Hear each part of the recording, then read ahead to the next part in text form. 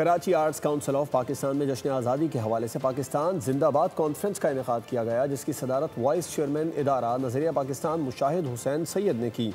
بول نیوز سے خصوصی گفتگو کرتے ہوئے کہا کہ فیصلہ کیا تھا کہ کراچی میں پاکستان زندہ باد کانفرنس کروائیں گے۔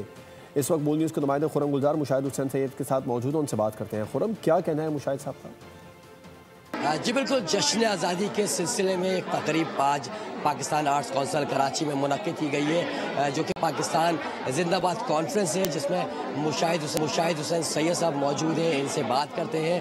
پاکستان زندہ باد ریلی ادارہ نظریہ، جس کا میں وائس چیئرمین ہوں، اور مقصد یہ تھا کہ ہم یوم آزادی اور جو فتح ہوئی ہے مارکہ حق میں، اس کو سیلیبریٹ کریں، قوم کو اکٹھا کیا ہے، اور شکر ادا کریں قائد اعظم کا، علامہ اقبال کا، مادر ملت فاطمہ جناح کا، قائد ملت لیاقت علی خان کا، جنہوں نے ہمیں موقع دیا کہ ہم آزاد ملک کے آزاد باشندے ہیں۔ کراچی کے لوگوں میں بڑا کرنٹ ہے، بڑی جان ہے، اور سب بڑی خوشی منا رہے ہیں کہ یہ خصوصی ہے یوم آزادی، کیونکہ اتنی بڑی فتح ہماری تاریخ میں، اس سے یکجہتی بھی پیدا ہوئی ہے، ہمت حوصلہ پیدا ہوا ہے، اور نئی جان پڑی ہے۔